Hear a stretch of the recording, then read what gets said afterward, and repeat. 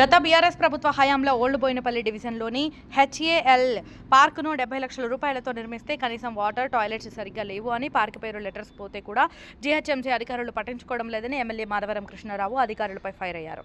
Old Boinapalli division corporator Muddam Narasimha Yadav GHMC అధికారులతో కలిసి MLA Madhavaram Krishnarao HAL పార్కును సందర్శించారు.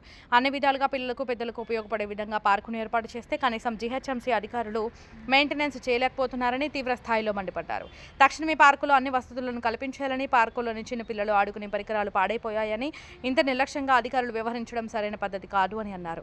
బీఆర్ఎస్ పార్టీ నేతలు నరేందర్ గౌడ్, మేకల హరినాథ్, మట్టి శ్రీనివాస్, వాసు, రాజు గౌడ్, బీఆర్ఎస్ పార్టీ నాయకులు, కార్యకర్తలు, మహిళలు తదితరులు పాల్గొన్నారు.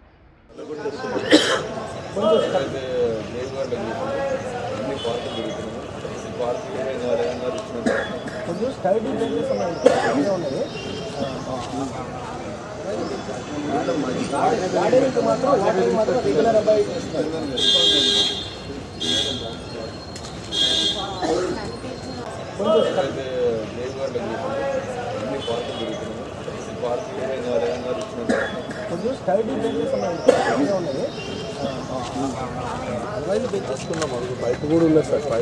పైప్ అన్నీ ఉన్నాయి. ఫ్రంట్ ఫేస్లో 4 షాప్స్ ఉన్నాయి సార్. సో మన ఫుట్పాత్ క్లియర్ చేయలేదు, ఏమి లేదు. అప్పుడు